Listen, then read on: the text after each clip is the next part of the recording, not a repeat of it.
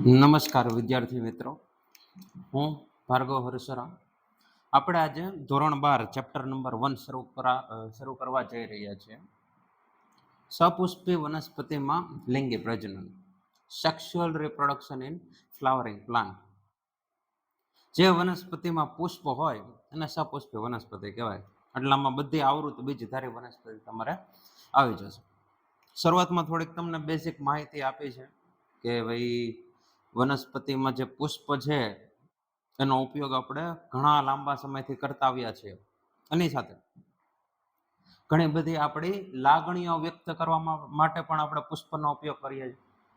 જેમ કે પ્રેમનો ઇઝહાર કરવા માટે, કોઈનું મૃત્યુ થયું હોય ત્યાં આપણે ફૂલ લઈ જઈએ છીએ, પુષ્પો લઈ જઈએ છીએ, પુષ્પગુચ્છ. કોઈ પ્રસંગ હોય સારો એવો, ઘરમાં પછી તોરણને એવું બાંધતા હોય તો એમાં તે પુષ્પનો એનો ઉપયોગ થતો હોય, પૂજા પાઠમાં ઉપયોગ થતો હોય. કહેવાનો મતલબ એમ છે કે સપુષ્પી વનસ્પતિઓ જે છે ઘણા લાંબા સમયથી મનુષ્યની સાથે સંકળાયેલી છે. એ બધી વાતો કરી છે, આગળ થિયરી થોડીક આપી છે. એની સાથે એવું કીધું છે કે ભાઈ પુષ્પ સંવર્ધન એટલે તમે શું સમજો છો? પુષ્પ સંવર્ધન એટલે એક રીતે તમે કહી શકો કે પુષ્પની ખેતી, એટલે કે પુષ્પને ઉછેરવા માટે કરવામાં આવેલી ખેતી, જેને પુષ્પ સંવર્ધન કહેવાય. એમાં જાત જાતના પુષ્પ જે જરૂરી હોય એ વનસ્પતિઓ ઉગાડવામાં આવે. આપણે એમાં ઇન ડિટેલ એવું કંઈ પડવાનું નથી. આપણે પુષ્પ વિશે માહિતી મેળવવાની. શરૂઆતમાં તમને લાક્ષણિક પુષ્પની આકૃતિ આપી છે કે જેમાં બધા જ અંગો હોય. એવું જરૂરી નથી કે બધા પુષ્પમાં બધા અંગો હોય જ, પણ લાક્ષણિક પુષ્પમાં હોય. અમુકમાં સ્ત્રી કેસર હશે, અમુકમાં પુંકેસર હશે, અમુકમાં બંને હશે. એ પ્રમાણે પુષ્પના અલગ અલગ પ્રકાર પણ આવશે, આપણે આગળ જતા ભણશું. શરૂ કરતા પહેલા થોડીક બેઝિક માહિતી આપી દઈએ કે ભાઈ જો પુષ્પ જ્યાં સર્જાવાનું છે વનસ્પતિ મોટી થઈને, એ પહેલેથી નક્કી જ હોય. તમે જ્યારે બીજનું અંકુરણ કરો ત્યારે જ નક્કી હોય કે આ ડાળીમાંથી ફલાણી જગ્યાએ પુષ્પ છે એ આવવાનું છે. સમજાવું થોડું સારી રીતે. ધારો કે આપણી પાસે એક આ વનસ્પતિ છે. વનસ્પતિનો બહારનો ભાગ પ્રરોહ તંત્ર થશે, નીચેનો ભાગ મૂળ તંત્ર થશે. આપણે મૂળ તંત્ર સાથે કાંઈ લેવા દેવા નથી આ ચેપ્ટર પૂરતું. ધારો કે આ વનસ્પતિમાંથી કોઈ એક જગ્યાએ પર્ણ છે એ ઉગેલું છે અને પર્ણદંડ છે એ આવેલો છે. હવે આ પર્ણની જગ્યાએ અહીંયાથી હવે પુષ્પકલિકા નીકળશે કે નવી ડાળી બનશે, પુષ્પ બનશે. એ બધું પહેલેથી જ ડિસાઇડ થયેલું, નક્કી થયેલું હોય કે આ જગ્યાથી જ પુષ્પ બને. સમજો કે અહીંયા એક કોષોનો સમૂહ છે કે જે હજી કોઈ અંગમાં પરિવર્તિત નથી થયો, એટલે કાંઈ વિભેદન પામ્યો નથી. એનો મતલબ એમ કે આ કોષનો સમૂહ છે એ વર્ધનશીલ પેશીના કોષોનો સમૂહ છે. ધારો કે આ વર્ધનશીલ પેશીના કોષો આગળ જતા ભવિષ્યમાં પુષ્પકલિકાનું નિર્માણ કરશે, એમાંથી પુષ્પ બનાવશે. તો તમને સમજાય એ માટે અહીંયા થોડુંક પુષ્પ જેવું હું કંઈક તમને દોરી દઉં કે ભાઈ ભવિષ્યમાં અહીંયા છે એ પુષ્પ બનશે, બની ગયું. અહીંયા છે પુષ્પ બની ગયું. તો એ નક્કી જ હોય અહીંથી નવી ડાળ બનશે કે પુષ્પકલિકા નીકળશે. બધા અંદરના જે અંતઃસ્ત્રાવો હોય, તમે 11મા ધોરણમાં જે ભણી ગયા વનસ્પતિના અંતઃસ્ત્રાવો, એ બધા નક્કી કરેલું જ હોય કે અહીંથી આપણે નવું પુષ્પ છે ઉગાડવાનું. તો લાક્ષણિક પુષ્પ આપણે જોઈ લઈએ. બહુ કંઈક ખાસ છે ને અઘરી આકૃતિ, પણ ક્યારેક 2 માર્કમાં છે એ આકૃતિ પૂછાય જાય, અથવા તો આકૃતિમાં છે નામ નિર્દેશન છે એ પૂછાઈ શકે ખરી. આવડા થઈ ગયું પુષ્પનું પુષ્પાસન. પુષ્પાસન પુષ્પાસન ઉપરથી હું એક મસ્ત મજાનું દોરી નાખું દલપત્ર. આ થઈ ગયા દલ ચક્રો. એક હોય તો પત્ર કહેવાશે, જાજા હોય તો દલ ચક્ર કહેવાશે. જ્યારે પુષ્પકલિકા સ્વરૂપમાં હોય ત્યારે એનું રક્ષણ કરતી વજ્રપત્ર આખું ફરતો હોય એટલે વજ્ર ચક્ર બનાવશે. તો આવડા જે અંગો છે દલપત્ર, વજ્રપત્ર, એને વંધ્ય અંગો કહેવાય છે, અથવા તો અફળદ્રુપ અંગો કે જે લિંગી પ્રજનનમાં કઈ ભાગ લેશે નહીં, એટલે એને વંધ્ય અંગો કહેવાય છે. એ સિવાય આપણે સ્ત્રી કેસર દોરીએ. પુષ્પાસન નીચે આવે ને ભાઈ, પુષ્પાસન છે એ નીચે આવશે, આવડો પુષ્પાસન. યસ. સ્ત્રી કેસર ચક્ર જુઓ તો સ્ત્રી કેસર એક હોય તો સ્ત્રી કેસર કહેશું, જાજા હોય તો ચક્ર કહેશું.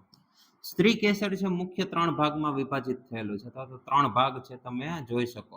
ઉપરનો પથરાયેલો ભાગ, વિસ્તૃત ભાગ, જેને પરાગાસન કહેવાય. પરાગાસન, પરાગ રજ માટેનું આસન બનાવેલું પરાગાસન. પછી લંબાયેલો તંતુ જેવો ભાગ, લંબાયેલો તંતુ જેવો ભાગ, આને કહેવાય પરાગવાહિની. આને કહેવાશે પરાગવાહિની. અને છેડાનો તલસ્થ ફૂલેલો ભાગ, તલસ્થ ફૂલેલો ભાગ, આને કહેવાય બીજાશય. ઘણી વખત આને અંડાશય પણ કહે છે. બે નામ આપણે યાદ રાખવાનું છે, એ ખાસ એવું છે ને, બીજાશય અથવા તો અંડાશય. આખે આખો ભાગ થઈ ગયો સ્ત્રી કેસર. પુકેસર જોઈએ તો કે ભાઈ પુકેસર છે એ 2 ભાગમાં વિભાજિત થયેલું છે. નાજુક એવો લાંબાયેલો ભાગ જેને તંતુ કહેવાય, અને દુરસ્થ કોથળી જેવો વિસ્તાર જેને પરાગાશય કહેવાય. નામ આપી દઈએ પરાગાશય. આવડો ભાગ છે એ તંતુ. તંતુ તેમાં તમને લખીને આપેલું છે કે દુરસ્થ ભાગ પરાગાશય, નિકટવર્તી ભાગ એટલે કે પુષ્પાસનની નજીકનો ભાગ એને તંતુ કહેવાય છે. દુરસ્થ પરાગાશય, નિકટતમ તંતુ. સ્ત્રી કેસરમાં જો દુરસ્થ પરાગાસન, પરાગવાહિની, નિકટવર્તી બીજાશય અથવા તો અંડાશય. પુકેસર સામાન્ય રીતે એક ન હોય, એક કરતા વધારે જ હોય. સ્ત્રી કેસર છે લગભગ એક હોય, સ્ત્રી કેસર છે એક અથવા તો વધારે હોય, પરંતુ પુકેસર છે હંમેશા એક કરતા વધારે જ હશે. કેમ કે પરાગરજની બહુ જરૂર પડે, જાજી માત્રામાં પરાગરજ જોઈએ ત્યારે અંકુરણ થઈ શકે, ત્યારે ફલનની ઘટના પૂર્ણ થઈ શકે. એના માટે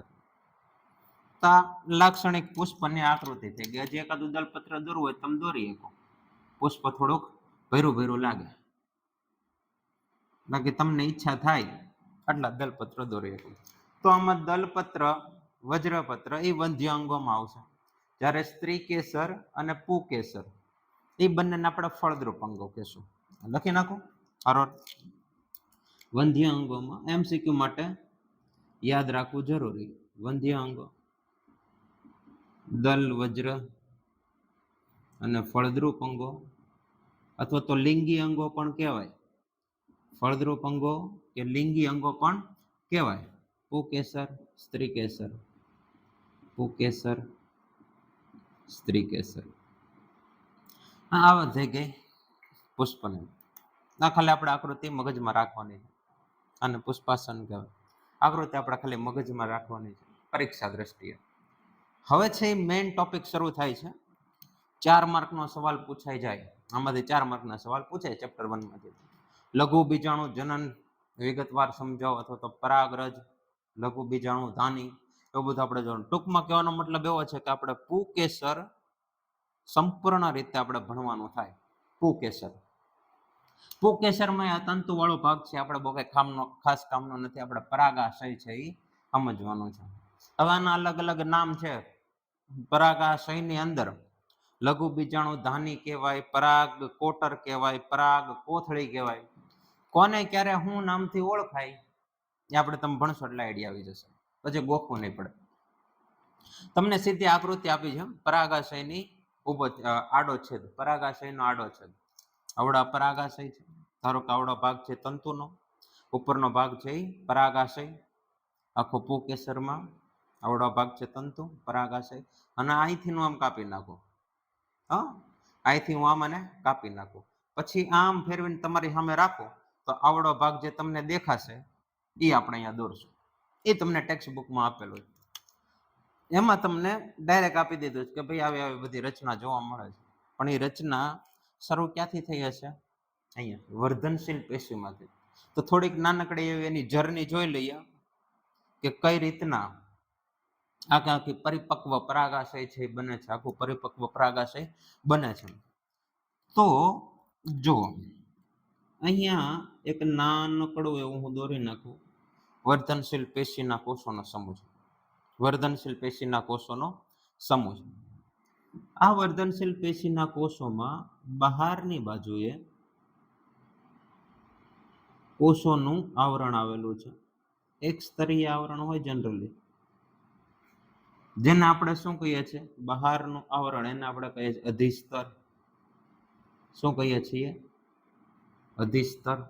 અને આની અંદર પુષ્કળ માત્રામાં વર્ધનશીલ પેશીના કોષો, જે કોષ વિભાજન થઈ જ રાખે. હવે આવડું આ જે છે કોષોનો સમૂહ, એ આગળ જતા બે પ્રકારના કોષો બનાવશે. કેટલા? બે પ્રકારના. જો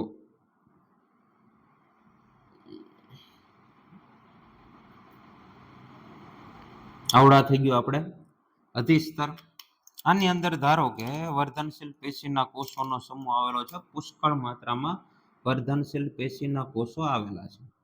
આ બધા કે જે સતત કોષ વિભાજન શરૂ જ છે. એમાં સતત કોષ વિભાજન શરૂ જ છે. હવે જોજો, અહીંયાથી હું થોડો કોષોનો સમૂહ છે કાઢી લઉં છું. કાઢી લો એનો મતલબ એવો નથી ત્યાંથી કોષો વયા ગયા, એ છે જ, પરંતુ એ કોષોનું વિભેદન થઈ ગયું. કોષોમાં વિભાજન અટકી ગયું. ત્યાં હવે એક આ રીતની રચના બની ગઈ. આ જે રચના મેં બનાવી આને કહેવાય સંયોજક. સંયોજક પેશી નથી લખતો હો, સંયોજક છે, જોડનાર અંગ. સંયોજક પેશી છે એ પ્રાણીઓમાં આપણું લક્ષણ છે. વનસ્પતિમાં સંયોજક પેશીનો સંયોજક. સંયોજક બીજું કાંઈ નથી. શું છે? તો કે ભાઈ વાહી પુલ છે. આ શું છે? વાહી પુલ. નીચેની તરફ છે આ તંતુની સાથે જોડાયેલું હોય, ઉપરની તરફ ત્યાં પરાગશયમાં અંદર દાખલ થતો હોય છે. દાખલ થતો ભાગ છે તે શું? સંયોજક. ઘણી વખત આને યોજી પણ કહે છે. યોજી સંયોજક અથવા તો યોજી. વાહી પુલ એટલે અન્નવાહક અને જલવાહકનો સમૂહ છે. જે નવું પરાગાશય બનતું હશે એના પુષ્પમાંથી અને ડાળમાંથી પોષક ઘટકો, પાણી, ક્ષાર બધું મળતું રહે, એના માટે થઈને સંયોજક ત્યાં મૂકેલું છે. તો હવે આવડો જે કોષોનો સમૂહ છે એમાં કેવા ફેરફાર થાય છે જો આમાં જો કેવા ફેરફાર થાય. બહુ ઇન્ટરેસ્ટિંગ વસ્તુ છે. આમાંથી આપણે જોઈએ કે ભાઈ સંયોજક બની ગયો છે, તો કે હા. ફરતે આપણી પાસે અધિસ્તર છે, તો કે ભાઈ હા. બાહ્ય આવરણ, આખું બાહ્ય આવરણ. હું દોરી નાખું અહીંયા સંયોજક, દોરી નાખ્યું સંયોજક. હવે આવડા જે કોષો છે વર્ધનશીલ પેશીના કોષો, એ બે પ્રકારના કોષોમાં વિભાજિત થશે. વિભેદિત થાય એમ પણ કહી શકું. બે પ્રકારના કોષો છે એ બનાવે છે. એક બનાવે છે આ બાહ્ય કોષો, એટલે કે બહારની તરફ આવેલા હોય એવા કોષો. આખો કોષોનો સમૂહ છે, કોષોનો સમૂહ છે. એની અંદર હજી એક કોષો છે. અલગ અલગ ભાગ પડી ગયા. કોષોના અલગ અલગ ભાગ છે એ પડી ગયા. ગ્રીન કલરનું છે એ અલગ કોષો છે. આ તો સંયોજક. એ હારવાર હજી વિકસતું જ હોય. આ ધડધન સીધું બની ન ગયું. આ બધું હારવાર થતું હોય, એક સાથે બધી પ્રક્રિયા થતી, પણ બધું એક હારવાર તો કઈ રીતના દર્શાવું. હવે આવડા જે બહારના મેં દોર્યા ને લાલ કલરના કોષો, એમાંથી બે પ્રકારના સ્તર બનશે. આમ તો ત્રણ. અને જે લીલા કોષો છે એમાંથી આપણે જે કામની વસ્તુ છે કે જે પ્રજનન કરવા માટે થઈને જરૂરી છે એનું નિર્માણ થશે. તો આવડું આ હવે હું અહીંયા ઇન ડિટેલ કઈ રીતના આખું બને છે તમારી ટેક્સ્ટમાં આપ્યું છે એવું હું તમને દોરીને સમજાવું. થોડુંક આપણે અહીંયા જગ્યા છે એ પાર્ટીશન પાડી દઈએ, જેથી બધું ભેગું ન થાય, મિક્સઅપ ન થાય, ખબર પડે. આની પછી આ આવશે. તો આવડું આ જે છે એ છેલ્લી ઘડીએ જ્યારે પરાગાશય પરિપક્વ, આખું પુંકેસર છે પરિપક્વ થઈ ગયું હોય ત્યારે કેવી રચના થાય એ તમે જોજો. આના પાછા નામે છે, આ બે ના કંઈક નામે છે. એ નામ તમને આપ્યા નથી, આપણે ખાલી યાદ રાખવા પૂરતા લખી નાખો. જે લાલ રંગના કોષો મેં દોર્યા ને એને કહેવાય પિતૃક કોષો. પિતૃક કોષો, પેરિએટલ સેલ્સ. પેરિએટલ સેલ્સ. અને આવડા જે ગ્રીન કલરના દોરેલા છે, ગ્રીન કલરના જે દોરેલા છે એને કહેવાય આદ્ય બીજાણુ સર્જક કોષો. આર્કિસ્પોરિયલ સેલ્સ. આદ્ય બીજાણુ સર્જક કોષો, આર્કિસ્પોરિયલ સેલ. સાધ્ય એટલે કે જેમાંથી હજી નવું બનવાનું છે, જૂનું છે પણ એમાંથી નવું બનશે. કોણ બનાવશે, શું બનાવશે? બીજાણુ સર્જન કરીએ કે એવા કોષો બનાવવાનું છે, એટલે એનું નામ આદ્ય બીજાણુ સર્જન. પિતૃક કોષો છે એ અમુક પ્રકારના સ્તરો બનાવે છે પરાગાશયના. હવે આપણે જોઈએ, આપણે જો આડો ફાટ પાડીને આપણે જોયું છે ને કઈ રીતનું દેખાય, આપણે જોઈએ. આ જ્યારે પરિપક્વ થાય ત્યારે ચોક્કસ આકાર ધારણ કરે, ચોક્કસ આકાર છે એમાં જોવા મળે. તો આપણે જે આકાર તમને આપેલો છે એના વિશે આપણે થોડીક માહિતી મેળવી લઈએ. બહુ મોટું નથી દોરવું, ઓછો પછી દોરવા પડશે. થોડુંક અમથું આપણે આ રીતના દોરીએ. યસ.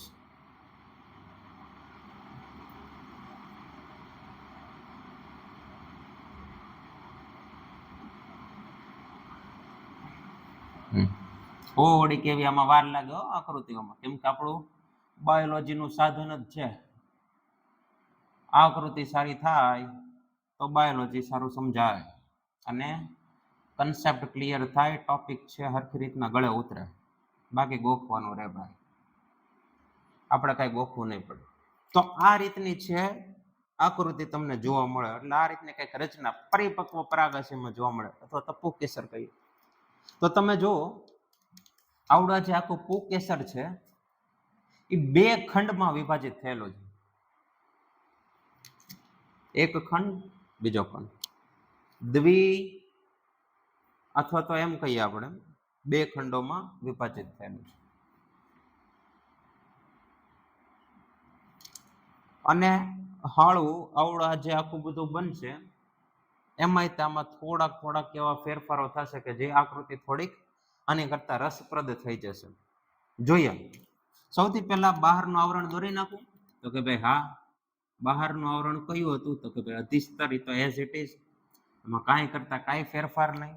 આવડે જે પિતૃક કોષો છે એનું વિભેદન થઈને અમુક પ્રકારના સ્તરો બનશે. એમાં બહારનું સ્તર જે બનશે, અથવા તો પહેલું સ્તર, આવડું આ લાલ કલરનું જે દોરું છું, આ સ્તરને કહેવાય એન્ડોથેસિયમ અથવા તો તંતુમય સ્તર, અથવા જે એક નામ છે સ્ફોટી સ્તર. આપણે ત્રણ નામ લખશું. એ સિવાય હજી અંદરની તરફ એક સ્તરો બનશે આ પ્રકારના. આવડા છે એ 3 કે 5 સ્તરોનો સમૂહ છે, બાકી બધા છે એક સ્તરીય છે. અત્યારે બે દોરું છું, 3 કે 5 સ્તરો હોય એવડું છે મધ્ય સ્તર. હજી એક દોરી કાઢો, આ દોરી નાખો. આવડા છે મધ્ય સ્તર. અને આવડા જે આદ્ય બીજાણુ સર્જક પેશીના કોષો છે ને, એ અંદર એક નાની એવી કોટરની રચના કરે. અને આ કોટરના મધ્યમાં કોષોનો સમૂહ હોય. આવડા જે કોષો છે એ બીજું કાંઈ નથી, શું કરવાના છે, લઘુ બીજાણુ બનાવશે. એટલે આ જ શું છે, લઘુ બીજાણુ માતૃકોષ કહેવાશે આને. લઘુ બીજાણુ બનાવતા કોષો, લઘુ બીજાણુ માતૃકોષ. તો કઈ રીતના રચના થઈ તમે જોયું? સૌથી બહારનું સ્તર કયું આવ્યું તો કે ભાઈ અધિસ્તર.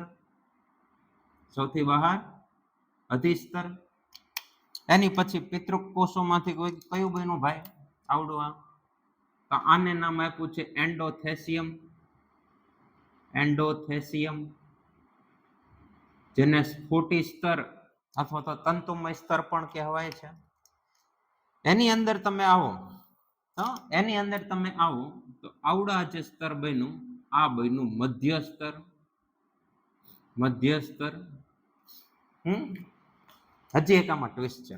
આવડા જે કોષો બનાવશે ને ભાઈ, એ કોષોને પોષણ માટે થઈને કંઈક જોશે. તો આવડા જે આખું લઘુ બીજાણુ પેશીના કોષોનો સમૂહ બનશે, એની ફરતે એક કોષનો, એક પ્રકારના કોષોનું આવરણ આવેલું હશે. એવડા એ કોષો કયા હશે તો કે ભાઈ પોષક સ્તરના કોષો. આવડો આ રીતનું આખું અને ઘેરીને પોષક સ્તરના કોષો છે આવેલા. આનું નામ આપણે શું આપ્યું તો કે ભાઈ પોષક સ્તર. પોષક સ્તરને ટેપ્ટમ પણ કહેવાય છે. ટેપ્ટમ પોષક સ્તર. પોષક સ્તર એની અંદર આવડતા છે આપણા લઘુ બીજાણુ સર્જન કરીએ કે અથવા તો લઘુ બીજાણુ બનાવીએ કે એવી ક્ષમતા ધરાવતા કોષોનો સમૂહ. આપણે આગળ જોવાના છે આ બધું ઇન ડિટેલ આપણે ભણવાના છે, બહુ મસ્ત રીતે. તો તમે જુઓ 4 સ્તરોનો સમૂહ થયો. સૌથી બહારનું અધિસ્તર, સમજાય?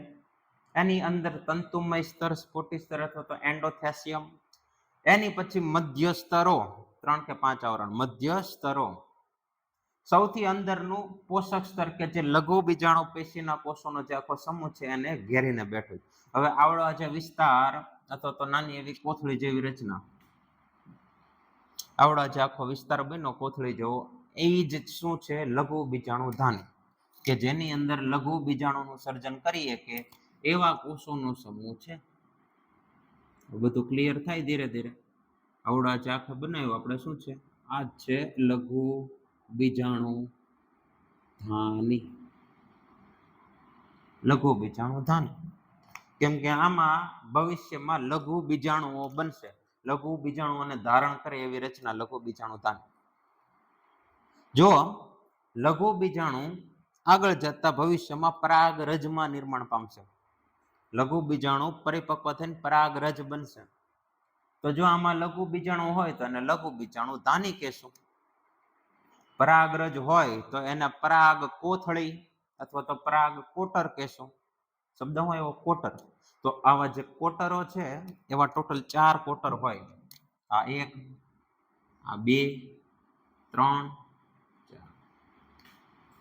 આખા પરાગાશયમાં 2 ખંડો, ડાબુ જમણું 2 ખંડો એટલે કે દ્વિખંડીય રચના. દરેક ખંડમાં 2 કોટર, કુલ 4 કોટરો. એટલે પરાગાશય માટે તમારે લખવું હોય તો તમે લખી શકો કે ભાઈ દ્વિખંડીય છે, બાયલોબ્ડ, દ્વિખંડીય. દરેક ખંડમાં 2 કોટર, ટોટલ 4 કોટર એટલે ચતુષ્કોટરીય. ચતુષ્કોટરીય, ટેટ્રાથિકલ, ચતુષ્કોટરીય. અલગ અલગ શબ્દો છે બધા. આવડે આખી રચના છે, આખામાં હળંગ હોય, કાલે એટલા ભાગમાં ન હોય. બધા કોષોનો સ્તર છે, બધા સ્તરનો સમૂહ છે, આખા પરાગાશયમાં હોય. આ તો આપણે ખાલી સમજવા પડતું એટલામાં દોરવું. આખામાં દોરવું તમારે અડધી કલાક એમ જ હોય છે. તમારે પાછું દોરવાનું આવું બધું. તમને આકૃતિ સ્પેશિયલ આપી છે, ખાલી 4 સ્તરો દર્શાવે ને એવી આકૃતિ તમને આપી. આની ઉપરથી તમે દોરી શકો. સૌથી બહાર અધિસ્તર, એની અંદર આવો એટલે એન્ડોથેસિયમ, એની અંદર એટલે મધ્ય સ્તર, સૌથી અંદરનું પોષક સ્તર, પોષણનું કામ કરશે. એની અંદર લઘુ બીજાણુ ધાની. લઘુ બીજાણુ ધાનીમાં લઘુ બીજાણુનું સર્જન કરીએ કે એવા કોષોનો સમૂહ. લઘુ બીજાણુનું સર્જન કરીએ કે એવા કોષોનો સમૂહ, જેને આપણે આગળ એક કોષ લેશું એનું નામ આપણે આપશું લઘુ બીજાણુ માતૃકોષ. એમાંથી લઘુ બીજાણુ બનશે, બનાવશું આપણે. અહીંયા સુધીનું ક્લિયર છે? ચાલો, આવડા જે પોષક સ્તર છે ને એ હાળું થોડુંક ઇન્ટરેસ્ટિંગ છે. અમુક વનસ્પતિ, બધામાં નહીં. અમુક વનસ્પતિમાં પોષક સ્તર છે થોડુંક ઇન્ટરેસ્ટિંગ છે. તમને ટેક્સ્ટ બુકમાં આપ્યું છે, આપણે યાદ રાખવાનું છે. આવડા જે પોષક સ્તર છે એનું હું એક કોષ છે અહીંયા સાઈડમાં મૂક. આપણે રેડ કલરનો દોર્યો છે, રેડ કલરનો એક કોષ મેં લઈ લીધો પોષક સ્તરનો. બાકી બધા જ સ્તરોમાં કોષ કેન્દ્ર એક જ હોય. કોષ કેન્દ્રની સંખ્યા એક જ હોય. આ પોષક સ્તરમાં છે એ 2 કે 3 કે 4 કોષ કેન્દ્રો હોય. 2 કરતા વધારે કોષ કેન્દ્રો, 1 કરતા વધારે કોષ કેન્દ્રો હોય, 2 અથવા 2 થી વધારે. સમજાય? પોષક સ્તરમાં શું લેવાય? એવું કેમ થાય છે? તો કે ભાઈ આમાં જ્યારે કોષ વિભાજન હાલતું હોય ને ત્યારે કોષ વિભાજનમાં પહેલા કોષ કેન્દ્રનું વિભાજન થાય, પછી કોષ રસ સ્તર બને, એટલે પછી નવા 2 કોષ છે એ બને. પછી કોષ રસનું વિભાજન થાય એટલે નવા 2 કોષ છે એ બને. આમાં થાય એવું કોષ વિભાજન કોષ કેન્દ્રનું થઈ જાય, પણ કોષ રસ વિભાજન ન પામે. કોષ રસનું વિભાજન થાય નહીં. એટલે એક જ કોષની અંદર 2 કોષ કેન્દ્ર વાળી રચના તમને જોવા મળે. આને કહેવાય દ્વિકોષ કેન્દ્રીય કોષ. કેવો કોષ છે? દ્વિકોષ કેન્દ્રીય કોષ. જો અહીંયા 3 કોષ કેન્દ્ર હોત તો ત્રિકોષ કેન્દ્રીય કોષ. એ રીતના છે માત્ર પોષક સ્તરમાં. અને બધી વનસ્પતિનામાં ન હોય, અમુક વનસ્પતિમાં હોય. જેમ કે મકાઈમાં છે પોષક સ્તરના કોષોમાં 2 કરતા વધારે કોષ કેન્દ્ર હોય, 2 અથવા 2 કરતા વધારે મકાઈમાં. સિયામેઇઝ. સારું છે. તો આ મેં અહીંયા હું લેવા દોર્યું એક તો કોષ કેન્દ્ર સમજાવવા. એ સિવાય આનો જે કોષ રસ છે એકદમ ઘટ્ટ હોય, ઘટ્ટ અને વિવિધ પ્રકારના પોષક ઘટકોથી ભરેલો જાડો ઘટ્ટ. એમાં અમુક પ્રકારની આવી કણિકાઓ જોવા મળે છે. આવી બધી કણિકાઓ કણિકાઓ આ કણિકા છે ને કે યુબિસ્કની કણિકા,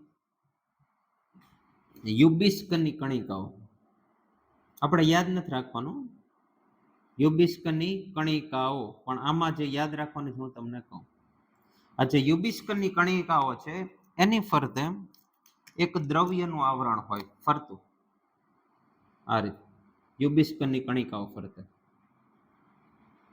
સમજાય? આપણે આ કામનું છે. આવડે જે આવરણ આપણે દોર્યું ને, આ આવરણ છે એ છે સ્પોરોપોલેનિનનું. સ્પોરોપોલેનિન. આપણે આનું કામ છે, આ નામ યાદ રાખવાનું, ભવિષ્યમાં કામ લાગવાનું છે. ભવિષ્યમાં એટલે હમણાં નજીકના ભવિષ્યમાં 15-20 મિનિટ પછી. સ્પોરોપોલેનિન ના આપણે કામનું છે. બીજું આમાં યાદ રાખવાનું, પોષક સ્તર છે એ 2 અથવા 2 કરતા વધારે કોષ કેન્દ્ર ધરાવે. એ સિવાય હજી એક શબ્દ આવશે તમારા માટે, પ્લોઇડી. શું શબ્દ છે? પ્લોઇડી. અહીંયા સાઈડમાં તમને સમજાવી દઉં, નાનકડું એવું. જેને ખબર હોય એને ફાસ્ટ ફોરવર્ડ કરી નાખવાનું, પણ જેને પ્લોઇડી વસ્તુ નથી ખબર એ અહીંયા ધ્યાન આપજો. પ્લોઇડી તો કે ભાઈ પ્લોઇડી શું છે? સજીવમાં 2 પ્રકારના કોષો હોય. એક છે દૈહિક કોષો, બીજા છે પ્રજનન કોષો અથવા લિંગી કોષો. જે દૈહિક કોષો હોય, કોષો 2 પ્રકારના છે, દૈહિક કોષો અને બીજા છે લિંગી કોષો અથવા તો પ્રજનન કોષો. લિંગી કોષો, લિંગી કોષોમાં શુક્રકોષ અંડકોષ આવે. લિંગી કોષોમાં શુક્રકોષ અંડકોષ આવે. દૈહિક કોષોમાં શરીરના કોઈ પણ કોષો. તો દૈહિક કોષોની પ્લોઇડી, પ્લોઇડી એટલે એક પ્રકારે રંગસૂત્રની ગણતરી. દૈહિક કોષોમાં રંગસૂત્રો 23 જોડ હોય. 23 જોડ. જોડ એટલે બેવડા, 23 ગુણ્યા 2, 46 નંગ. અને લિંગી કોષોમાં 23 નંગ હોય, મૂળ 23. અંડકોષમાં 23, શુક્રકોષમાં 23. તો 23 જોડ છે ને આપણે કઈ રીતના લખીએ? જોડ છે એટલે 2n. n એટલે 23, 2 ગુણ્યા 23 એટલે 46. તો આમાં ખાલી n જ થશે, n બરોબર 23 એટલે n જ થશે. તો આને કહેવાય પ્લોઇડી. લિંગી કોષોની પ્લોઇડી શું થઈ? n. દૈહિક કોષોની પ્લોઇડી શું થઈ? 2n. તો મને હવે આમાં કહો, આ અત્યારે આપણે જે કઈ ભણીએ છીએ ને, આ બધા કોષોનો જે સમૂહ છે, બધા કોષો છે એ પરાગાશયન અથવા તો પુકેશન અથવા તો પુષ્પના દૈહિક કોષો જ કહેવાય. આમાં હજી એક પણ જાતનું અર્ધીકરણ થયું નથી. અર્ધીકરણ થાય પછી લિંગી કોષો બને. આમાં એવું કઈ નથી, બધા સંભાજનથી નથી બન્યા છે. તો આમાં અધિસ્તર કહું, એન્ડોથેસિયમ કહું, મધ્યસ્તર કહું, લઘુ બીજાણુ ધાનીના બધા કોષો કહું કે પોષક સ્તરના કોષો કહું. પોષક સ્તરના આપણે સાઈડમાં રાખ્યું. આ સિવાયના બધા કોષો છે એ દૈહિક કોષોમાં જ આવશે. એટલે આ બધાની પ્લોઇડી શું થશે? તો કે ભાઈ 2n.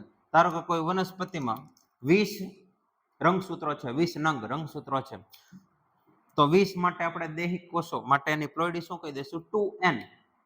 જ્યારે લિંગી કોષો બનશે ત્યારે આમાં રંગસૂત્ર કેટલા થઈ જશે? અડધા થઈ જશે, 20 ના 10 થઈ જશે, એટલે n થઈ જશે. તો આ બધાની, આ સિવાય આ બધાની પ્લોઇડી શું થશે? તો કે ભાઈ 2n. 2n 2n નો મતલબ એમ છે, રંગસૂત્રની આપણે ગણતરી કરી. રંગસૂત્ર ક્યાં હોવાના છે? કોષ કેન્દ્રમાં. રંગસૂત્ર દેખાય ક્યારે? જ્યારે કોષ વિભાજન શરૂ થાય ત્યારે. બાકી રંગસૂત્ર દ્રવ્ય હોય. તો આમાં હાળા 2 કોષ કેન્દ્ર છે.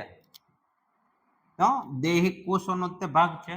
દૈહિક કોષોની પ્લોઇડી શું હોય? 2n. એટલે એક કોષ કેન્દ્રમાં 2n રંગસૂત્ર, બીજા કોષ કેન્દ્રમાં તે 2n. તો આખા કોષની પ્લોઇડી શું થાય? 4n. 4n. પોષક સ્તરની પ્લોઇડી 4n હોઈ શકે. વિધાન સાચું, ખોટું ન પાડી શકો તમે. મેં તમને ઉદાહરણ આપ્યું, એમાં હોય આવું. તો કે ભાઈ મકાઈમાં આવું જોવા મળે છે, ઝિયા મેઝ. મકાઈનું વૈજ્ઞાનિક નામ, સાર્વત્રિક નામ, સાયન્ટિફિક નેમ ઝિયા મેઝ. આમાં આવું જોવા મળે. 2 કોષ કેન્દ્ર હોય, ક્યારેક 3 પણ હોય. જો 3 કોષ કેન્દ્ર હોય તો એની પ્લોઇડી શું થઈ જાય? 4n ની બદલે 6n. આમાંથી સવાલ પૂછું, પોષક સ્તરના કોષોની પ્લોયડી 3n છે. વિધાન સાચું કે ખોટું? ખોટું. 3n પોસિબલ જ નથી. 2 કોષ કેન્દ્ર હોય તો 4n, 1 હોય તો 2n, એટલે 2 ના ગુણાંકમાં જ પ્લોયડી વધશે. 4 કોષ કેન્દ્ર હોય તો 4 દુ 8n થશે. તો 3n કે 5n કે 7n કે n એવું ન હોય કે વિધાન ખોટું છે આપણા માટે. એ રીતના યાદ રાખવાનું. સારું, ચાલો હવે આગળ વધીએ. આપણામાં સ્પોરોપોલેનિન છે, યાદ રાખવાનું. હવે લઘુ બીજાણુ ધાનીમાંથી હું એક કોષ ઉપાડું છું. લઘુ બીજાણુ ધાનીનો એક કોષ ઉપાડું છું. ધ્યાન આપજો, બહુ ઇન્ટરેસ્ટિંગ વસ્તુ શરૂ થાય, મસ્ત મજાની. ગ્રીન કલરની છે લઘુ બીજાણુ ધાની, એમાં ગ્રીન કલરના કોષો છે. આની પ્લોયડી શું હશે? હજી ક્યાં કઈથી વર્ગીકરણ જવું? 2n જ હશે ને? 2n લઘુ બીજાણુ સર્જક કોષો એવું રીતે કહીએ કે લઘુ બીજાણુનું સર્જન કરશે. પરંતુ એના માટે નામ આપ્યું છે, આના માટે નામ આપેલું છે લઘુ બીજાણુ માતૃકોષ. લઘુ માઇક્રો બીજાણુ સ્પોર માતૃ મધર કોષ cell. Microspore mother cell. Microspore mother cell, અથવા તો આનું બીજું નામ છે પરાગ માતૃકોષ. કેમ કે આમાંથી જ આગળ શું બનવાનું છે? પરાગરજ. પરાગ માતૃકોષ. પરાગ માતૃકોષ, જેને કહેવાય પોલેન મધર સેલ. પરાગ એટલે પોલેન, પરાગ એટલે પોલેન, પરાગ માતૃકોષ. હવે આને મેં લઘુ બીજાણુ કીધું, લઘુ બીજાણુ માતૃકોષ કીધું. આમાંથી શું બનવાનું છે? લઘુ બીજાણુ બનવાના છે. એટલે આગળ જઈને એમાંથી નથી શું બનશે? પરાગરજ બનશે. તો જ્યારે હું ખાલી પરાગ કહું ને, પરાગ, ત્યારે પરાગનો અર્થ એવો થયો કે આ કોષ જે આવડા છે પીએમસી નો કોષ, એને માત્ર પરાગ કહે તો સમજવાનું. પરાગરજ કે તો આમાંથી લઘુ બીજાણુમાંથી પરાગરજ બની ગઈ. બે શબ્દ સમજો, એક પરાગ છે ને એક પરાગરજ છે. પરાગની પ્લોયડી 2n થશે. આમાંથી આગળ જતા પરાગરજ બનશે એટલે આનું અર્ધીકરણ થઈને પછી પરાગરજ બનશે. તો પરાગરજની પ્લોયડી n થશે. બધી નાની નાની બાબતો યાદ રાખવાની. નીટ વાળા એનટીએ વાળા આવા જ સવાલ કાઢે. તમને પૂછે નહીં કે આને શું કહેવાય, પુ કેસર કહેવાય, એ તો 8મા ધોરણમાં આવે, 6ઠા ધોરણમાં ભણ્યા એવું બધું તો. પુષ્પના અંગો તો. ચાલો, આમાં હવે શું થવાનું છે? અર્ધીકરણ થશે. અર્ધીકરણ થઈને આપણે નરજન્યુ કે પુજન્યુનું નિર્માણ કરવાનું છે. મનુષ્યની વાત કરીએ તો શુક્રકોષ થાય. એ જ રીતના વનસ્પતિ માટે શુક્રકોષને કઈ રીતના ઓળખશું? નરજન્યુ કે પુજન્યુ. એટલે આપણે અહીંથી શરૂ કરીને નરજન્યુ જનક અવસ્થા સુધી જવાનું છે. નરજન્યુ જનક અવસ્થા સુધી જવાનું, જન્યુનું નિર્માણ કરવાનું છે. જન્યુનું નિર્માણ કરવાનું છે. આમાંથી થશે હવે અર્ધીકરણ. અર્ધીકરણ આપણને ખબર છે, અર્ધીકરણ 2 તબક્કામાં થાય. તબક્કો 1 છે એ અર્ધસૂત્રણનો તબક્કો છે. અર્ધસૂત્રણ 2n માંથી nn થઈ જશે. બીજો તબક્કો છે એ સમસૂત્રણનો છે. એમાં કઈ ફેરફાર ન થાય, પણ નવા 2 કોષો બને સમભાજનની જેવા.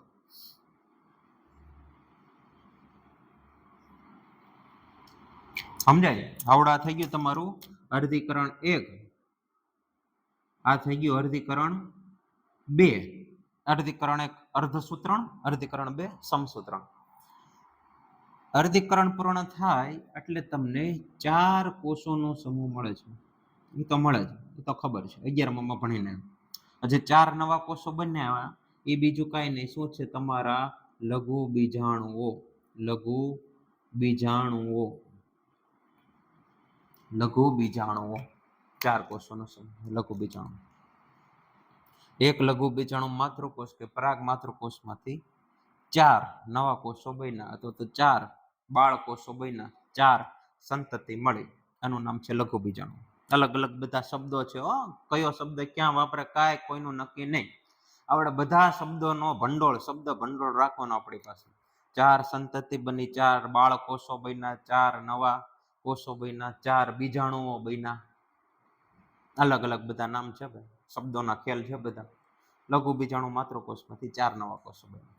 હવે આવડા જે 4 કોષો આપણે બનાવ્યા ને, એ 4 કોષો આ રીતના એક ચતુષ્ક બનાવીને બેઠા હોય. એટલે કે એક પેલો મોટો જબરો લઘુ બીજાણુ માતૃકોષ હતો, એમાંથી વિભાજન થઈને આ 2 કોષો બન્યા, તો કે ભાઈ હા બન્યા, આ 2 કોષો બન્યા, 2 કોષોમાંથી બીજું કોષ વિભાજન છે, 2 માંથી 4 કોષો બન્યા, તો કે ભાઈ હા બની ગયા, 4 કોષોનો સમૂહ થઈ ગયો, 4 કોષો આપણી પાસે તૈયાર છે, રેડી.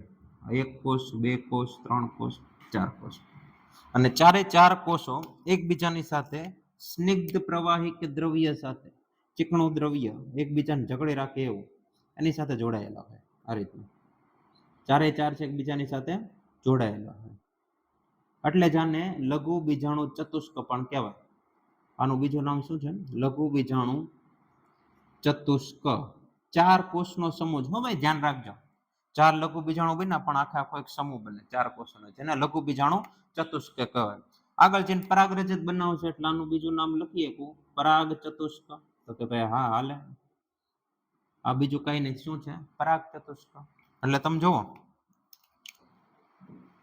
એક લઘુ બીજાણુ માત્ર કોષમાંથી, કે જે લઘુ બીજાણુ ધાનીમાં આવેલો કોષ છે, એકમાંથી 4 નવા લઘુ બીજાણુ કે 4 નવી પરાગરજ બનશે. એકમાંથી 4 બને. હવે હું એમ કહું કે મારી પાસે એક લઘુ બીજાણુ ધાની છે, એમાં 1000 કોષો છે કે જે લઘુ બીજાણુનું સર્જન કરી શકે, તો સંપૂર્ણ પરાગાશયમાં મને ટોટલ કેટલી પરાગરજ મળે? સમજાય? સવાલ હું પૂછો, લઘુ બીજાણુ ધાનીમાં 1000 કોષો એવા છે કે જે લઘુ બીજાણુનું સર્જન કરી શકે એક લઘુ બીજાણુ ધાનીમાં, તો સંપૂર્ણ પરાગાશયમાં ટોટલ પરાગરજનું નિર્માણ કેટલું થાય? કેટલા નંગ પરાગરજ બને? તો આમાં 1000 કોષો છે, તો આમાં 1000 હશે, આમાં 1000 હશે, આમાં 1000 હશે, નિર્માણ કરી શકે. આમાંથી મને એક કોષમાંથી 4 લઘુ બીજાણુ કે 4 પરાગરજ મળવાની છે, તો 1000 કોષોમાંથી કેટલી મળે? 4000 પરાગરજ. 1000 માંથી 4000, તો 4000 આ ભાઈ કાઢશે, 4000 આ ભાઈ કાઢશે, 4000 આ ભાઈ કાઢશે, 4000 આ ભાઈ, એટલે ટોટલ મને આખા પરાગાશયમાં 16000 પરાગરજ બને, 16000 પરાગરજ મળે. હવે આ જ સવાલમાં એમ કીધું કે 3 પુકેસર છે, એક પુકેસરમાંથી 16000, તો 3 પુકેસર હોય તો 16 × 48000. સવાલ ગમે ત્યાંથી ગમે રીતે પૂછી શકશે.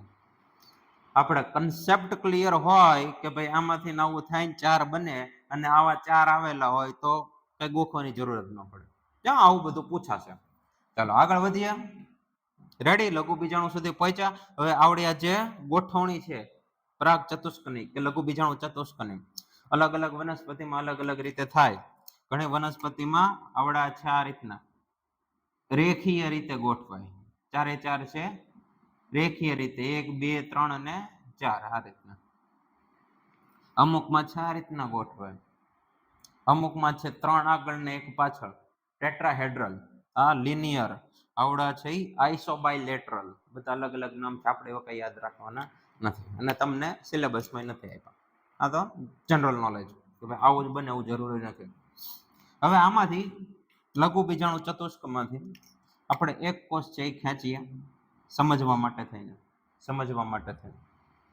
આવડો જે એક કોષ મેં અહીંયા બહાર કાઢ્યો છે, એ આગળ જઈને શું બનાવવાનું છે? પરાગરજ. અને પ્લોઇડી પૂછે તો NNN, NNN, NNN, આની પ્લોઇડી તે N જ હશે. આ લઘુ બીજાણુ બન્યું છે, આગળ પરિપક્વ થઈને આમાંથી બની ગઈ છે પરાગરજ. શું બની ગયું છે? પરાગરજ બની ગઈ છે. પરાગરજમાં કેવા બધા ફેરફાર થાય છે જો એ પહેલા તમને થોડીક બેઝિક માહિતી આપી છે કે પરાગરજ વિશેની માહિતી આપી છે કે ભાઈ પરાગરજ છે, ઘણાને પરાગરજની એલર્જી હોય, જે બહારથી ઘઉં આયાત થતા હોય, બહારથી આવતા હોય, આયાત થતા હોય, એમાં ઘણી વખત ગાજર ઘાસની નિંદણ તરીકે સમાવેશ અશુદ્ધિ આવી જાય. એ જે ગાજર ઘાસ છે એની પરાગરજ છે ઘણામાં એલર્જી ઉત્પન્ન કરે. ગાજર ઘાસ અથવા તો પાર્થેનિયમ, કેરેટ ગ્રાસ, અલગ અલગ નામ છે. એની પરાગરજને લીધે એલર્જી ઉત્પન્ન થાય. એલર્જી એટલે એવા બધા શરીરમાં થતા ફેરફાર કે શરીર સહન ન કરી શકે એવું બધું. ઘણાને છીકું આવવા માંડે, નાકમાંથી પાણી નીકળવા માંડે, આંખમાંથી પાણી નીકળવા માંડે, ઘણાને ખંજવાળ આવવા માંડે, એવી એલર્જી હોય. ઘણાને એવું થાય અસ્થમાનો એટેક પણ આવી જાય છે. શ્વાસ નળી છે આપેલો તમને શબ્દ શ્વાસ નળીની યાતના, સતત બળાવો થવા માંડે છે શ્વાસ નળીમાં, સંકોચાઈ પણ જાય, અસ્થમાનો એટેક આવી જાય. બધા અલગ અલગ છે. પરાગરજને લીધે એલર્જી થાય. એ સિવાય પરાગરજ છે પોષક દ્રવ્યથી ભરેલો ઘટક છે, પુષ્કળ માત્રામાં પોષક દ્રવ્ય. એનો ઉપયોગ ખાવા માટે કરે છે માણસો. અને ટેબ્લેટ આવે, સિરપ આવે, ડ્રોપ્સ આવે છે. તમને ટેબ્લેટ ને સિરપ બે વસ્તુ આપી છે. એમાં તમને કંપનીનું નામ આપ્યું છે બી પોલેન ફ્રોમ ઇંગ્લેન્ડ. ઇંગ્લેન્ડની કંપની છે, યુકે. આપણે એ યાદ રાખવાનું, બી પોલેન ખાલી જગ્યા દેશની કંપની છે, ઇંગ્લેન્ડ, યુકેમાંથી. અમુક રમતવીરો એનું પ્રદર્શન સુધારવા એટલે કે શક્તિ મેળવવા માટે પરાગરજનો ઉપયોગ કરે ખાવા માટે. અમુક ઘોડ સવારીમાં જે ઘોડા દોડતા હોય દોડની સ્પર્ધામાં, એ ઘોડા નહીં આવી બધી અમુક પરાગરજ ફળ અમુક વનસ્પતિનો કે જેના માટે ફાયદાકારક હોય. આ બધા અલગ અલગ એના ઉપયોગો છે. હવે આવડી આ જે પરાગરજ છે ઘણી વખત છે પરાગરજનો સંગ્રહ પણ કરે. જેમ સ્પર્મ બેંક હોય શુક્રકોષનો સંગ્રહ કરે, એમ પરાગરજનો સંગ્રહ કરે, લાંબા સમય માટે સાચવી રાખવા કે ભાઈ આ જાતની પરાગરજ છે, આ વનસ્પતિની પ્રજાતિ છે, લુપ્ત થવાની આ ઉપર છે, તો પરાગરજનો સંગ્રહ કરી રાખે. એ સંગ્રહ થાય -196 ડિગ્રી સેલ્સિયસ નાઇટ્રોજન લિક્વિડમાં. બધી માહિતી તમને આપી છે, આપણે થોડીક યાદ રાખતા જવાની. હા, ચાલો આગળ જોઈએ. હવે પરાગરજમાં શું ફેરફાર થાય, પરાગરજમાં શું થાય છે આપણે જોવાનું છે. બહુ ઇન્ટરેસ્ટિંગ વસ્તુ છે, બહુ મજા આવે છે, ધ્યાન આપજો. આપણે અહીંયા કે ત્રીજો જે પાર્ટી કરી નાખીએ કે જેથી આટલામાં આપણે સમજાવી શકીએ. જગ્યા થોડીક બગડશે.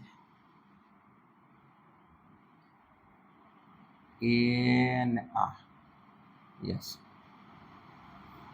તાવડિયા જે પરાગરજ છે એ હું અહીંયા દોરી રહ્યો છું. ધ્યાન આપજો. આ પરાગરજ અહીંને મેં મોટી એવી તમને દોરીને દેખાડી જેથી આપણે સમજવું સરળ પડે. પરાગરજની અંદર શું હશે? એનો કોષ રસ હશે.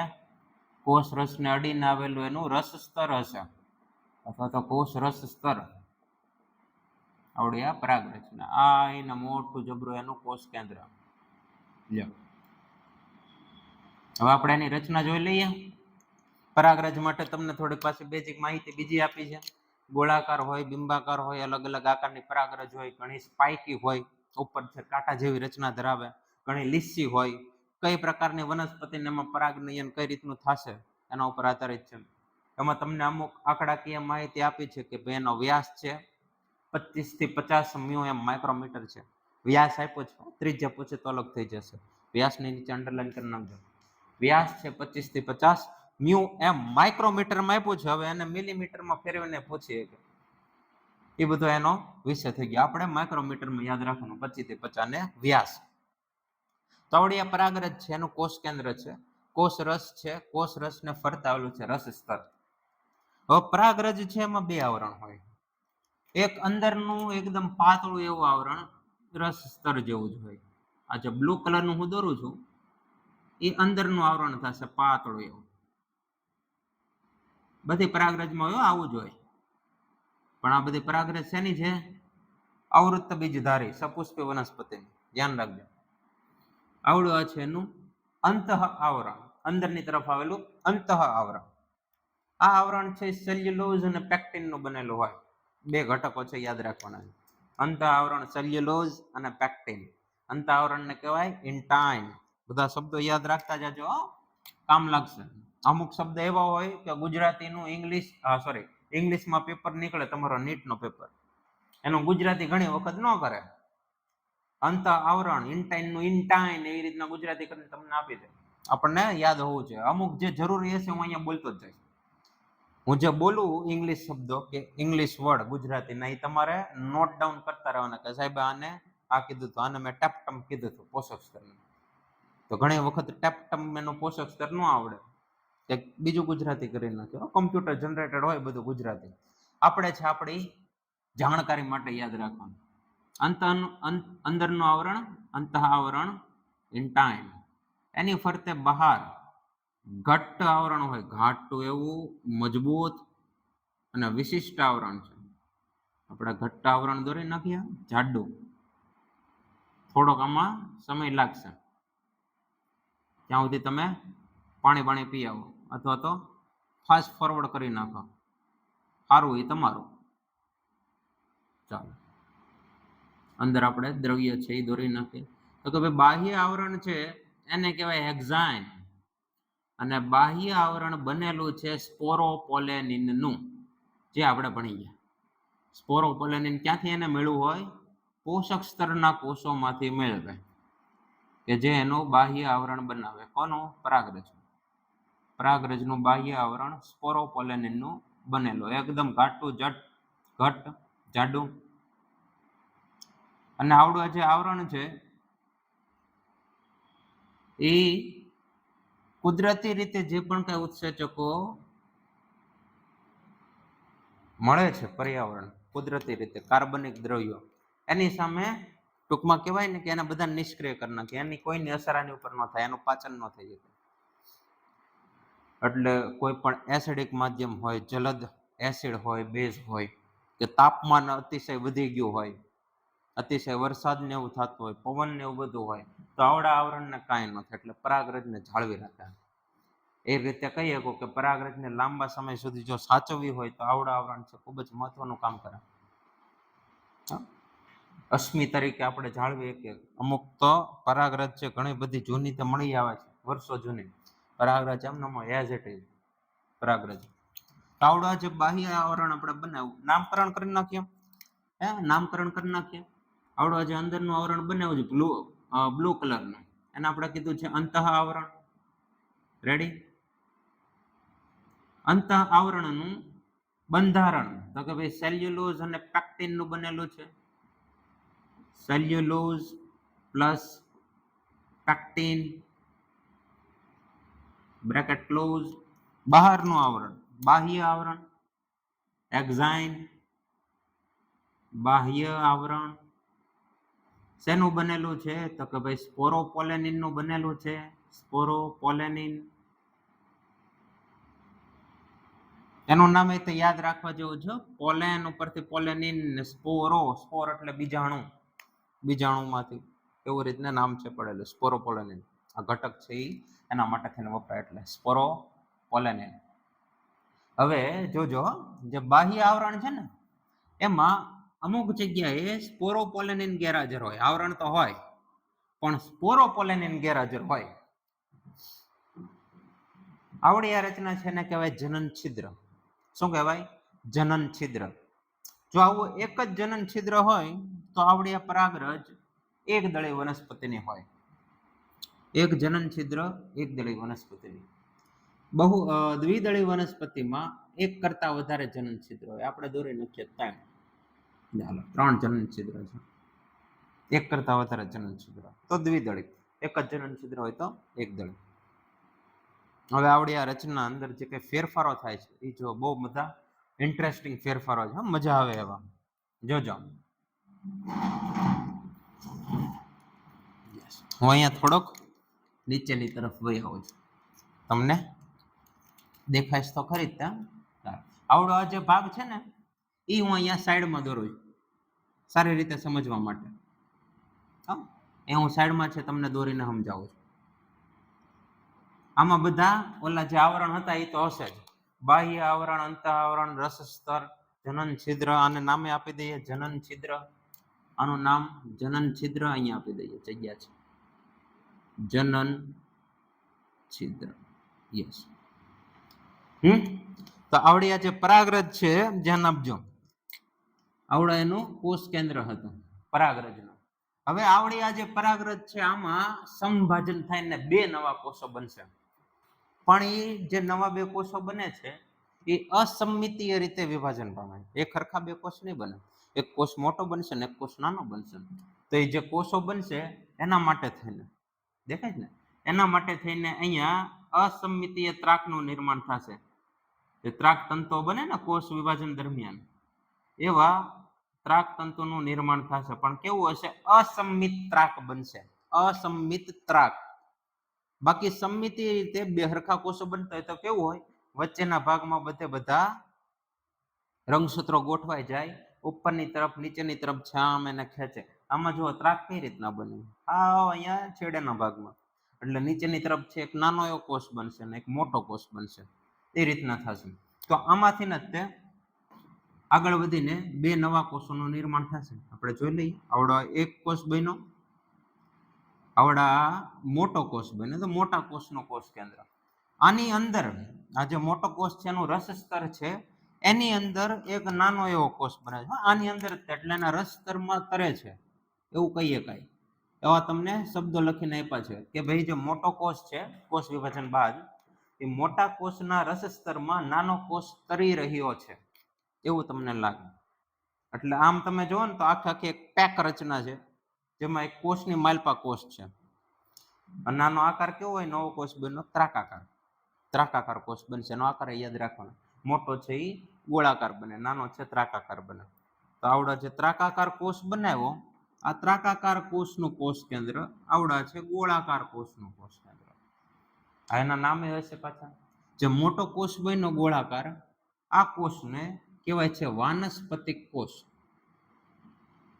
વાનસ્પતિક કોષ અથવા તો વેજીટેટિવ સેલ. Vegetative cell. આનું તે બીજું નામ છે નાલ કોષ અથવા તો ટ્યુબ સેલ. બે નામ યાદ રાખવાના, નાલ કોષ અથવા તો ટ્યુબ સેલ. જે નાનો અમથો કોષ બન્યો, ઝીણો અમથો ઝીણકુડો, એનું નામ છે જનન કોષ. જનન કોષ અથવા તો જનરેટિવ સેલ. જનન કોષ, જનરેટિવ સેલ, વાનસ્પતિક, વેજીટેટિવ સેલ, નાલ કોષ, ટ્યુબ સેલ, નાલ નલિકા, ટ્યુબ, બધા નામ એ રીતના જોઈએ. બે કોષો બનાઈ ગયા. હજી આમાં નરજન્યુ બન્યા જ નથી ભાઈ. હજી હું બન્યું, માત્ર જનન કોષ બન્યું, આમાંથી હજી નરજન્યુ બનશે. અને એનું નિર્માણ કઈ રીતના થાય એ બહુ ઇન્ટરેસ્ટિંગ છે. જો આ પરાગરજ છે, પરાગરજ છે, આ પરાગાશયમાંથી ફૂટી ગઈ એટલે પરાગાશયનું શું થયું હોય, સ્ફોટન થયું હોય. અને પરાગરજનું સ્ફોટન થવા માટે થઈને અહીંયા સ્ફોટન રેખાઓ હોય, તમને દોરીને આપેલી છે સ્ફોટન રેખાઓ. પરાગાશયનું સ્ફોટન થાય, સ્ફોટન રેખામાંથી પરાગાશય છૂટું પડે એટલે કે તૂટી જાય. એટલે આવડો ભાગ છે ને એ ભાંગી જાય, અને અહીંયા બધે છે એ પરાગરજ છે એ ગોઠવાઈ ગયેલી હોય, આ પરિપક્વ થઈ ગયો ત્યારે. એટલે અહીંયા જે તૂટે એટલે અહીંથી પરાગરજ આ બાજુ, અહીંથી તૂટે આ બધી પરાગરજ આ બાજુથી બહાર નીકળી જાય, પવનનો હરકો એવો ઝોંકો આવે ત્યારે. તો આવડી આ પરાગરજ છૂટી પડી, અહીંથી પરાગરજ છૂટી પડી, અને આ પરાગરજ ઉડીને કોઈ પણ એક વનસ્પતિના, ઈની વનસ્પતિ હોય અથવા તો બીજી વનસ્પતિના પુષ્પના સ્ત્રી કેસર ઉપર, પરાગાસન ઉપર આવીને બેઠી. આને આપણે પરાગાસન ઉપર બેઠાડી દઈએ કે હા બેઠાડી દઈએ, હાલો. આવડી આ છે સ્ત્રી કેસરના પરાગાસન ઉપર આવીને એને બેઠી ગઈ. હાલ, પરાગાસન તો બહુ મોટું હોય હો, પરાગરજની સાપેક્ષે, પણ આ તો સમજવા પડતો. આવડી મોટી પરાગરજને ઝીણકું એવું પરાગાસન એવો ન, પરાગરજની સાપેક્ષે ઘણું મોટું હોય. અલગ અલગ વનસ્પતિમાં અલગ અલગ હોય એના આકાર પરાગાસન. પરાગરજ અહીંયા આવીને બેઠી ગઈ. ક્યાં બેઠી હશે? પરાગાસન ઉપર. પરાગાસન, લંબાયેલો ભાગ, પરાગ વાહિની, અને છેલ્લે તલસ્થ ફૂલેલો ભાગ જે બીજાશય કે અંડાશય થશે. બીજાશય, અંડાશય, અહીંયા શું હશે? પુષ્પાસન. આપણે ઇન ડિટેલ એટલું બધું કઈ જોવાનું, ખાલી અહીંયા જોઈએ. હવે આવડા જે બે વસ્તુ અહીંયા બની, વાનસ્પતિક કોષ, જનન કોષ, એવું જ અહીંયા થયું હશે તો અહીંયા એવું કરી નાખો, આ કરી નાખો. આ જે બ્લુ કલરનું દોરું છે એ તમારે જનન કોષ થઈ ગયો, એને મસ્ત મજાનો જનન કોષ. અને આવડે જે મોટો આખો છે એ વાનસ્પતિક કોષ. વાનસ્પતિક કોષનું કોષ કેન્દ્ર, એના કોષ રસમાં નાનો એવો કોષ છે એ તરી રહ્યો છે, નાનો એવો કોષ તરી રહ્યો છે. તો હાલો આપણે જે જનન છિદ્ર બનાવ્યા એનું નામ જ જનન છિદ્ર એ માટે પાડ્યું છે કે જેથી જનન કોષ છે એમાંથી બહાર નીકળી શકે, એટલે જનન કોષ, જનન છિદ્ર એવું નામ આપણે આપ્યું છે.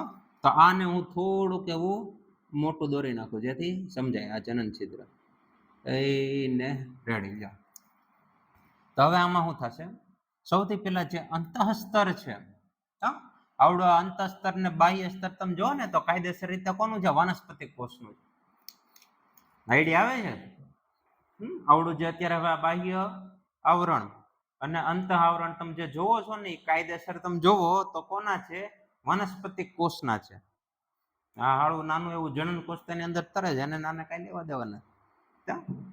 તો આવડું જે અંત આવરણ છે એ હવે આખે આખું તૂટીને આમાંથી આ રીતના અંદર આવશે. એ આ રીતે અહીંથી આમ થોડીક સાઈ છે એ ઢોળાય છે. રેડી. આગળ વધીને આ રીતના નલિકાનું નિર્માણ કરશે ભાઈ. દોરું છો સરખું આપણે પૂરું કરીએ. રેડી. હવે અહીંયા સ્પોરોપોલેન દોરી નાખો પાછો.